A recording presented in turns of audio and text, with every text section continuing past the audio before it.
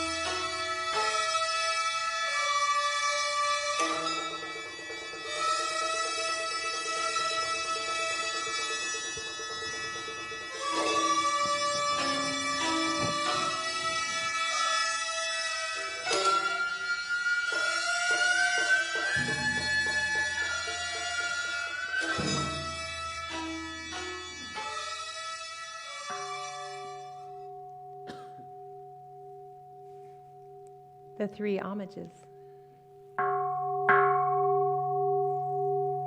Buddham saranam gacchami.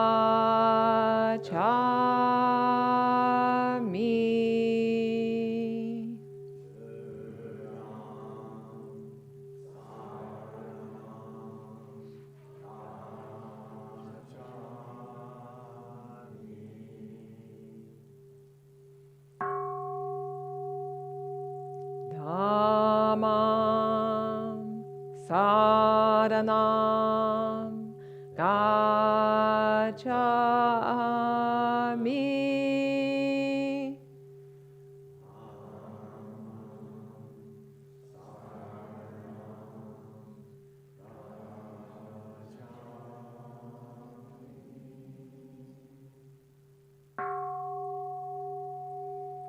Sangham saranam gacchami.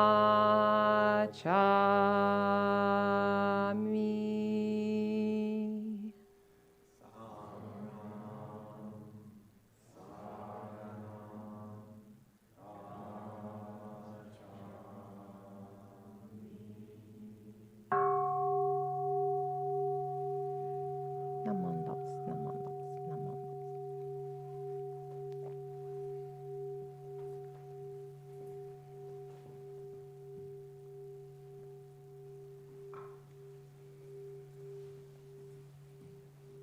You're doing the welcome.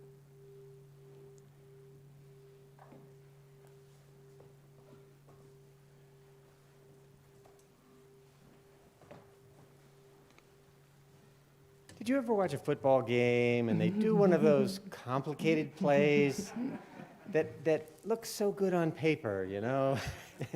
And they just like run into each other. The ball falls on the ground. That's the way I feel this morning.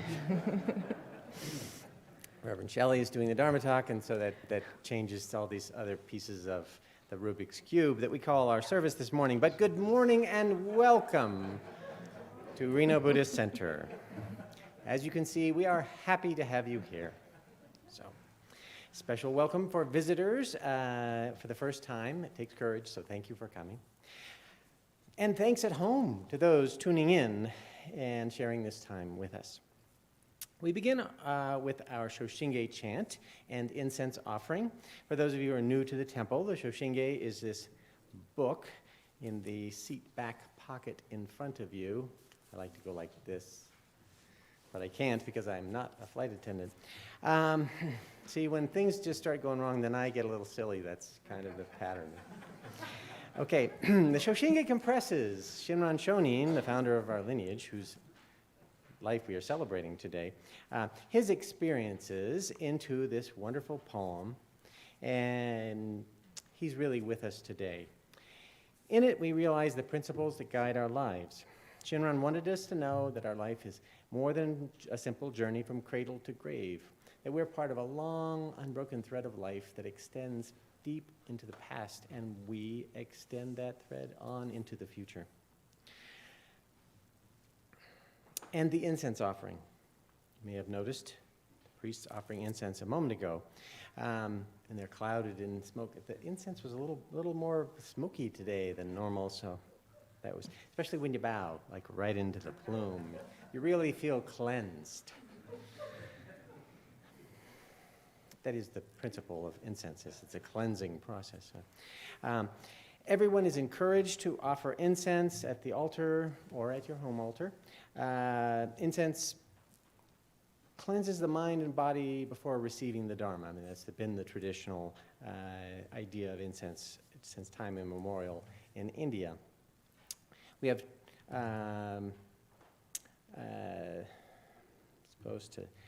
okay, great. Here on the altar is Amida Buddha, offering boundless compassion and wisdom to us all. Please offer incense with an open heart and deep gratitude to all your teachers.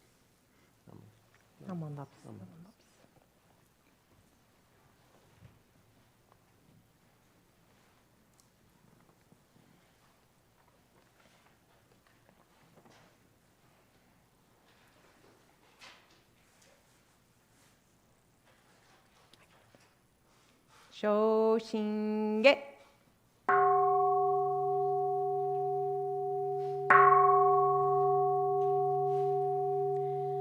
김여무련 준열아이 나무부가시기코 호소보사인니지 자이세지자이 오부쇼 토켄쇼부조도인 코쿠도닝된 시젠마쿠 공류무조슈쇼간 조호케우다이구세 고코시유이시쇼주 주세묘쇼몬지포 후호무려무헨코 무게무타이코엔노 쇼조강기치에코 후단난시무쇼코 초니치가코 쇼진세 이사이군조무코쇼 홍간묘고 쇼조고 시싱신교간니잉 조토각쇼다이네한 히시멧도간조주 뇨라이쇼이 코슈세 유이세미다 홍공카이 고조쿠와쿠지군조카이 오신요라이 료짓곤 노호이치넨 기아이신 부담본노 토쿠네한 온쇼격후호사에뉴 요슈신유 카이치미 세슈신코조쇼고 이노수이하 무묘한 톤나이신조시운무 조후신지신진텐 인연이 코fun무 운무시게 묘무한 격신kenkyōdaikyoki sokuo chōseigo akushu isai zenmaku bonbunin monshin yorai guzegan butengon kodai shogesha zeimyo rike midabu hongan nenbu 邪見教満悪衆上信行十字人に南中至南昔インド最天使論下中華自治域史こそ現代諸公聖書意妙如来本税大き釈迦如来両河線一種五妙南天竺龍樹大寺出頭聖出の財派有無権先世大乗無情法召喚議事小安楽賢治南行六六信行異行指導楽億年弥陀部本願次年即時流筆上唯の上昇如来語法法大悲偶税音天神菩薩増論世奇妙無下根如来永寿たら謙信寺高専王朝大聖願こ有本願力栄光移動群上小維新記入功徳大法会筆脈入大永寿主特使蓮華造世会即小信用法小信有本の人間人図入所自音自王下本自動乱両天使上皇乱上菩薩来三蔵如是十上教本書専業気楽法天神菩薩論中下報道因果見世願法言栄光有他力少女死因唯心人惑前本部新人法承知承知即涅槃非死無量光明道小有修上回復系同社継承道難所唯名浄土活入万全自力変言宗円満特語感染症三風三神慶音言増魔法明道非因一生増悪地偶税思案妖怪小妙化全道六妙部所意公愛上三両逆枠公明明語権二年介入本願大智慧行者小樹金剛心狂気一年総合用意大東逆三人即小法小四上楽現心公開一大教偏気安養可二祭先祖出身反先人法系二道小弁流極重悪人唯勝部化薬剤非正集中煩悩証言随不見大非無見上昇が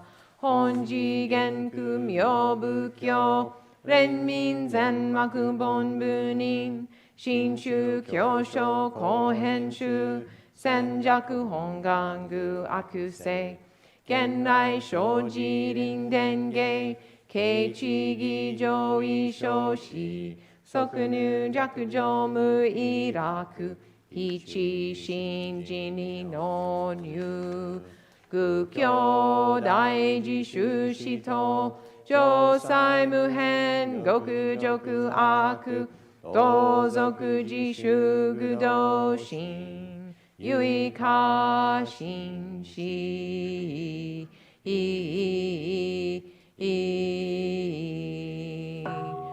高祖聖ナムアミダハンブ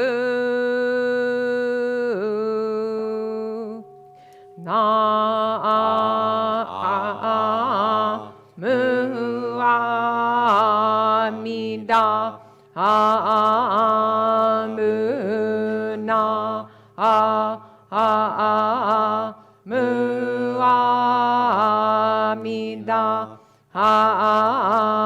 ぶなむはあみだぶなむあみだ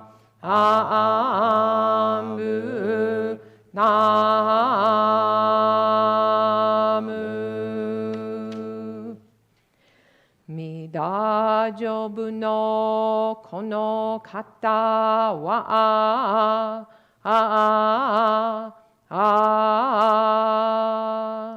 今に自己を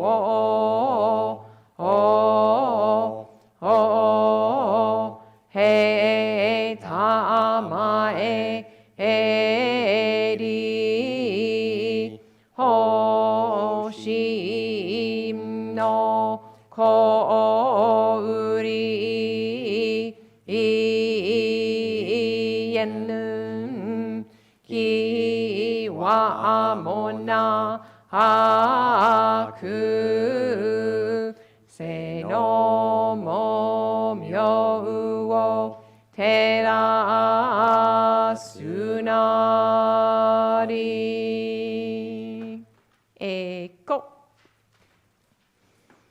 がんにしくどく平等聖祭ど菩提心お嬢は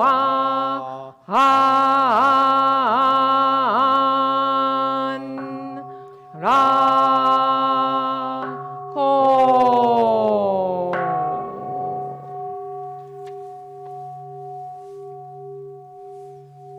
ナマンダブナマンダブナマンダブナマンダブナマンダブナマンダブナマンダブナマンダブナマンダブナマンダブ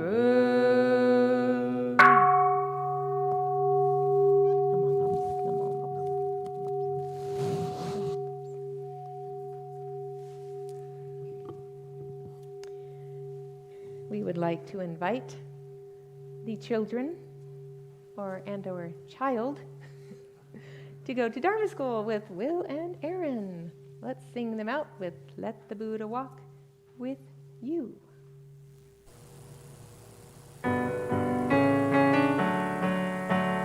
Let the Buddha walk with you. Let the Buddha walk with you. Let the Buddha walk, just walk. Let the Buddha walk with you. Let the Buddha walk with you. Let the Buddha walk with you. Let the Buddha walk, just walk. Let the Buddha walk with you. Let the Buddha walk with you.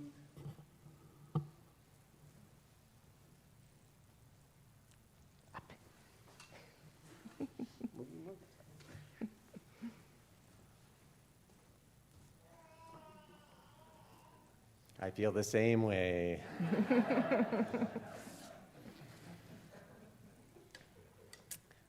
A reading from the epilogue of the Tani Show by Yuyenbo.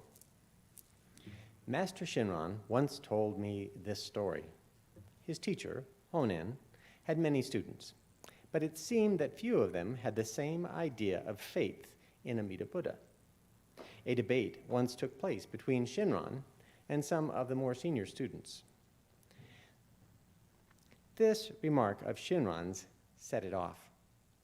My faith is the same as Master Honen's, he'd said. The others, including Seikambo and Nembutsubo, heard this and went into a rage, denouncing it as an affront. They demanded angrily, "How can you, a lowly student, say that your faith is the same as that of our master, who is foremost in wisdom?" Shinran replied, "Had I claimed I possessed wisdom as great as Master Honen, or learning as vast, your anger would be justified. But in terms of faith that leads to birth in the Pure Land, there is no difference whatever. Our faith is one and the same." Unable to accept this response, the others continued to challenge Shinran, demanding to know how he could say such a thing. In the end, they appealed to Honen for his opinion. And when he had heard the details, Honen considered and said, "My faith is the faith granted by Amida Buddha, and so Shinran's faith is granted by Amida Buddha. They are exactly the same."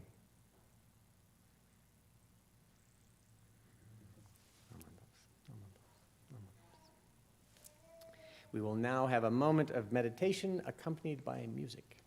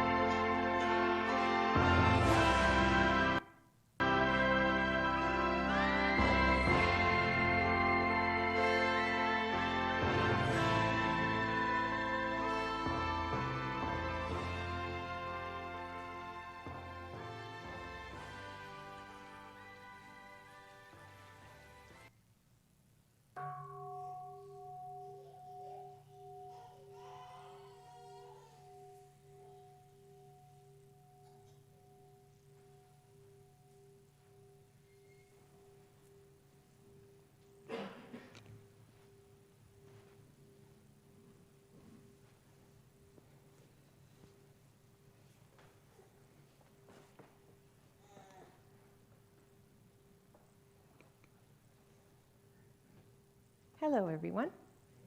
Good morning. Let me wrangle with technology for a second. And I'm getting it. There. Good. Thank you so much for being here on this busy Thanksgiving weekend. It's lovely to see you all. This is always a busy weekend with going and returning from feasts and family gatherings. Thanks to the people who participated and brought delicious food to RBC's Thanksgiving.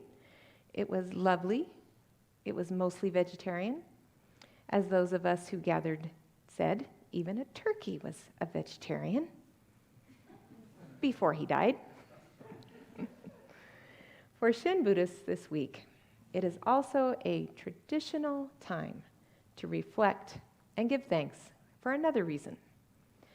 When our temple master, Dr. Matsunaga Sensei, the gentleman up on that wall, first came to America, he was surprised that there was a November Thanksgiving holiday just like in Japan.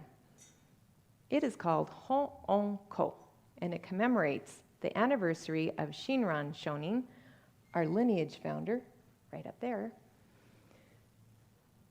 Shinran's Pure Land birth in 1263. He is the founder of our denomination, and in many temples, members enjoy a whole week of continuous Nembutsu chanting and daily services. Today, we celebrate this different kind of Thanksgiving in our service. The word Ho-on-ko, Ho-on, means returning gratitude, and ko means gathering. So a returning of gratitude gathering, very similar to our American Thanksgiving. Matsunaga Sensei was also surprised to see how similar the feeling tone of the American celebration was with that of Japan. Gratitude and thanksgiving. I think they're the same thing. There is even a feast at the temple of ozoni, adzuki, and mochi. Those are traditional Japanese foods they eat during the Ho-on-ko celebration. The point of the holidays is to take time to reflect on the Dharma teaching we receive and experience deep gratitude. You have accepted spiritual gifts from Shinran. He gave them just for you. We heard a story of Shinran as a student in the reading. It captures his clarity and insight, most of all his confident faith in Amida Buddha. I will talk some more about this in his life, and we can consider a few important ideas woven into his teaching. So who was Shinran Shonin? He was a Buddhist priest who lived over 800 years ago in Japan from 1173 to 1263. He lived a long 89 years, which is saying something for that time. It must be the Nembutsu. Long after his death, he became the most influential religious person in Japan. He started life in a good family, and then as a boy, he lost his mother and then his father to unfortunate circumstances. When he was 9 years old, he was living with his uncle, and he was living just south of Kyoto, but he felt this calling to join a Buddhist monastery and become a priest. His uncle agreed. That seems very young to make that big of a life decision, but that's who Shinran was. He was ordained in a small Kyoto temple called Shorein-in, and he lived there for a few years. Young monks who are just boys, they study, but they also play a lot. When he was about 11, he was transferred to the Mount Hiei temple complex, which is high above Kyoto. He studied and practiced there for 20 years. He was groomed for an important position in the temple and given more and more responsibility as the years went on. He became a doso, responsible for a whole temple hall on the mountain. His apparent success hid his deep frustration. He was in charge of one of the most ardent temples on the mountain. The priest there would circle a statue of Amida Buddha for 100 days straight, 24/7, chanting the Nembutsu, Namu Amida Butsu. But this continuous Nembutsu practice was not having the desired effect. Later, Shinran said many times that the practice and study at Mount Hiei had little effect on him. That the three poisons of greed, anger, and ignorance were still a part of his life experience. He was so focused on enlightenment, the prize. The more he practiced and wanted it, the more he realized his mind was filled with the snakes and scorpions of the three poisons.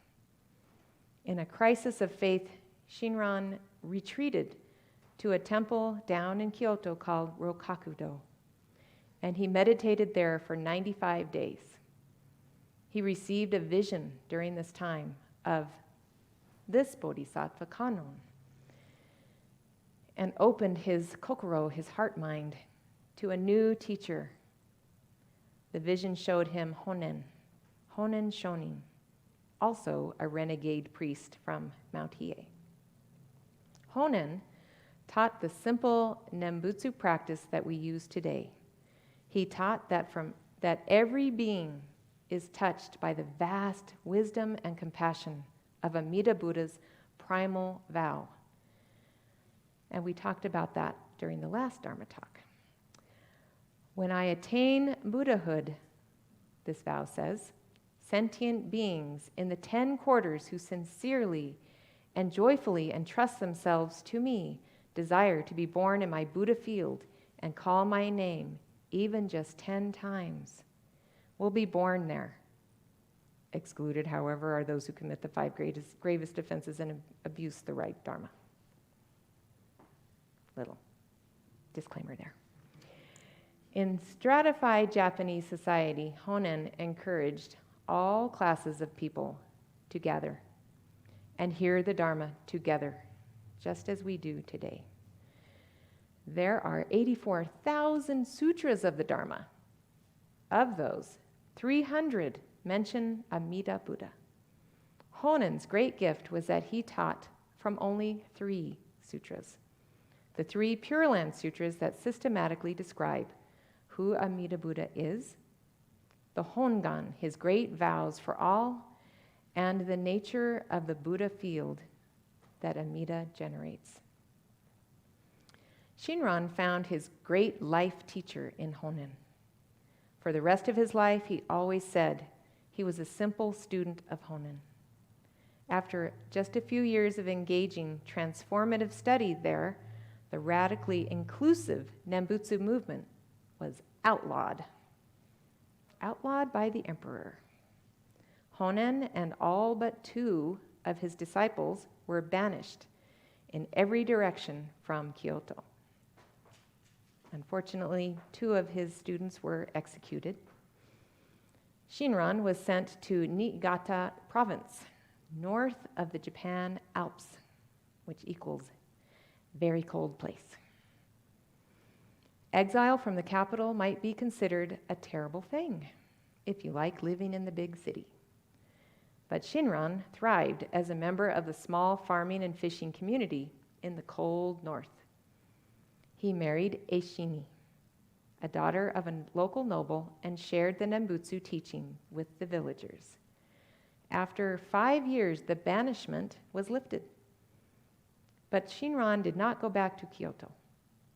He took his young family to the eastern part of Japan to live and teach. In those days, he was hijiri, a kind of wandering priest who shared the teaching of Amida Buddha's great vow with whoever came to listen. He taught that once we turn to accept the wisdom and compassion of Amida, we are there, held, never to be let go. We are gifted with confidence in the Buddha and saved from eons of suffering in the ocean of births and deaths. For 20 years, he taught and traveled from village to village in the Kanto region of Japan. Before temples were established, each practice group would meet at the ginkgo tree. That is why Reverend Matsunaga planted a ginkgo out in front of RBC. Yes, that little stick tree is a ginkgo tree. It doesn't like the Reno climate. So let's talk about Shinran's teaching. Everywhere he wandered, teaching Buddhism and the Nembutsu, these important ideas supported his teaching. Really, all of Buddhism is based on the ideas of non-self, karma, and rebirth. Let me clarify what we mean by non-self. By explaining what constitutes any sentient being. Imagine you are watching a musical performance, a string quartet playing. There are instruments, music, musicians, furniture, a concert hall, and an audience. Now imagine you take away one element, the sheet music, and put it aside. Is the concert the same without sheet music? No. Here, the sheet music is representing just one aspect of a sentient being. Continue deconstructing the concert. Take away the violin. Ask the same question. Is the concert the same without a violin? No. Keep disassembling every part of it and set it aside. Instruments, music, musicians, furniture, concert hall, and the audience. And ask yourself again, do all these parts taken separately represent the concert? We all quickly realize that the answer is no. So what really is the concert? It is a name we give to all these parts interrelating together at a given time, experienced by an observer. What is sentient being from our Buddhist view? It is an ensemble, a name we give these elements, the elements of form, feeling, perception, mental formation, and consciousness. All these interlinked represent a sentient being, a person. The person is not something all by itself. The person is not separate. The person is really an ensemble of various elements, unified at a given moment, like a concert. Shinran was deeply aware of this understanding and always shared these teachings with this in mind. Non-self is the foundation of his critique of self-power, and it is the path other power uses to transform our life. Remember the concert, the fundamental characteristic of this musical ensemble is dynamic becoming. We say changefulness. That's what the music is. When we look at someone, we see a snapshot of this dynamic becoming, a frozen image of something in continuous movement. Really an event, not a thing. True of everything, ourself included. Or think of yourself when you were 3 years old, compared to how you are now. We're not the same. But it is still you. At this moment, in that place, the elements of your personality are fundamentally different. And they resided in a different form. Fast forward 20 years, and you'll see another you. And yet, not you. This is the puzzle of non-self. It's pretty mysterious. Something is still preserved, but at the same time, almost everything about you has changed. I am not identical with my 3-year-old self, and in 10 years, I will mostly be different from who I am now. We can look at this another way. What is causing this loose ensemble that is you to move and act in the world? The Buddha's answer is wanting or thirst. Another word in Sanskrit is tanha. Our different desires and longings spur us to move in one direction or another. All sentient beings move away from unpleasant situations and move toward the pleasant ones. These desires versus aversions are the motivators of our personal history and generate our karma, the actions that we take. Karma is the natural law of cause and effect. The word karma comes from Sanskrit and it means action. Actions of body, speech, and mind. Everything we think, say, or do affects who we are. Who we are now is the result of everything we have ever thought, said, or done in the past.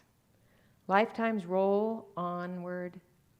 Previous actions have made us, and what we think, speak, and do today will create the me of the future. What we call a person is in continuous change. After 10 years, she is mostly different from who she is today. There is something like causal continuity. Have you ever played with dominoes? All in a row, set them up. When we touch a single domino and make it fall, we could say that we had nothing to do with the falling for the 100th domino. We didn't even touch the 100th domino. But there is causal continuity between the first domino and the 100th domino.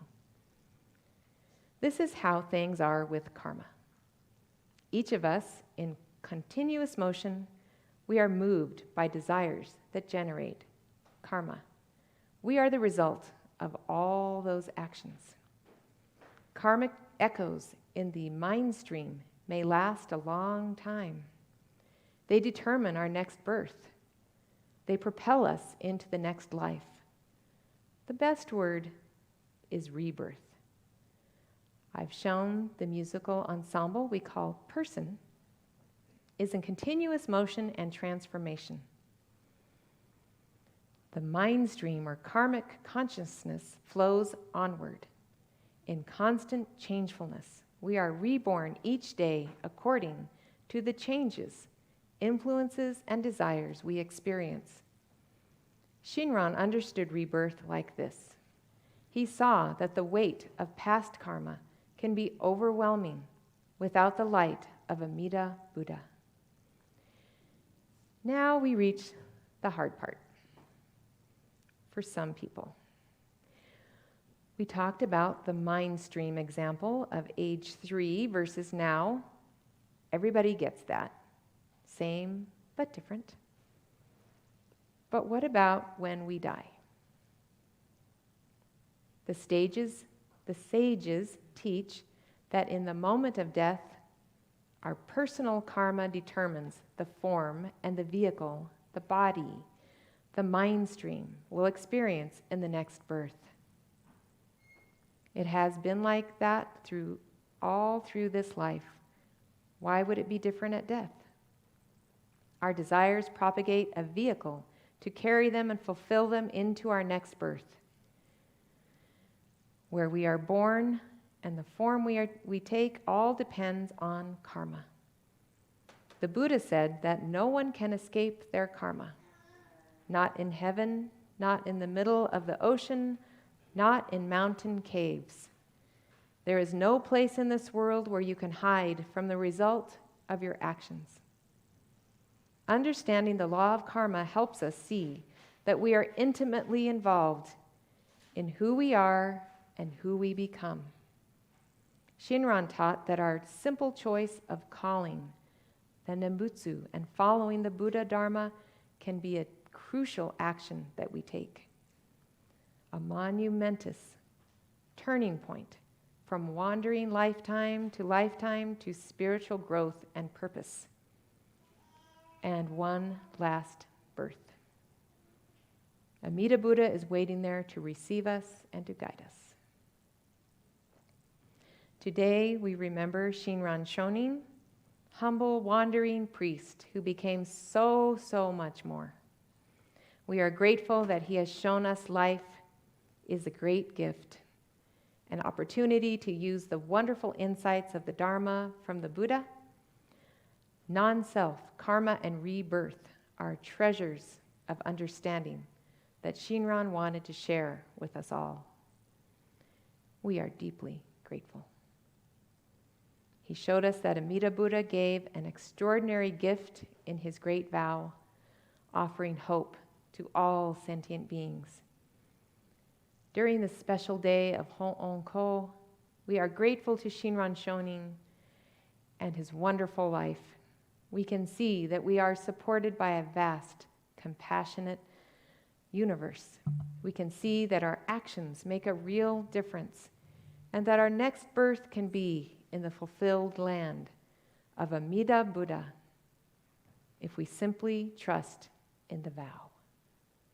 Let's share Shinran's great wish for all beings. Repeat after me, please. May you be happy. May you be free from harm. May you receive boundless compassion.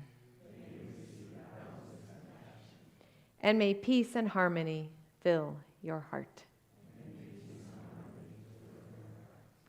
Naman laps, naman laps, naman laps, naman laps.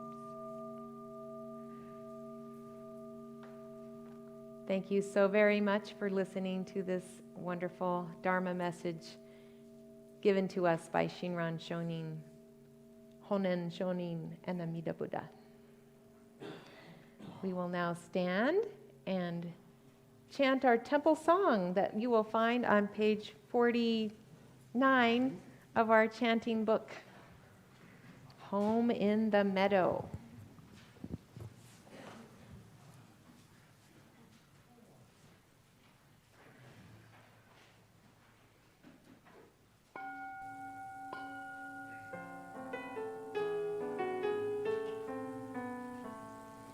Away, away, come away with me, where the grass grows wild and the winds blow free.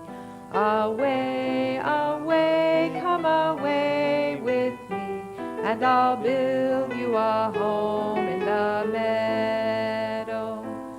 Come, come, there's a wondrous land for the hopeful heart and the willing hand.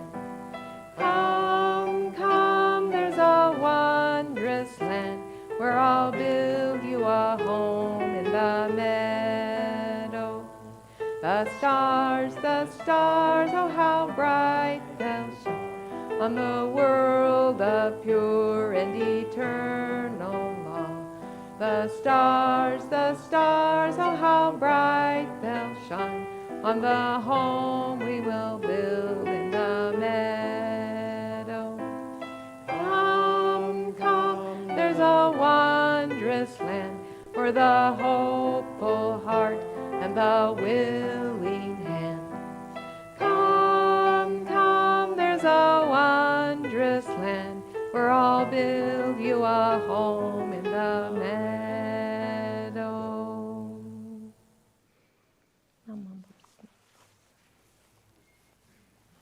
You may be seated. Thank you. Momentarily, before we go downstairs for tea time, you're all invited to have some Sangha time downstairs and talk about the Dharma or what moves you about your life and what's meaningful, and share some tea and treats downstairs. Oh. I think there's 3 pieces of that chocolate mousse cake down there. Oh, good. Yeah. But no pie, because Reverend Matthew and I ate it all. It's too good. A big announcement is that next service is our Bodhi Day service on December 12th. It's our Enlightenment Day service, so we hope you can all be there. It's just a day where we deeply honor Shakyamuni Buddha and his enlightenment and all of our Buddha nature. And we also have a welcoming ceremony for new members to the RBC Sangha. So twice a year, we formally welcome new members, and so Bodhi Day is one of those days.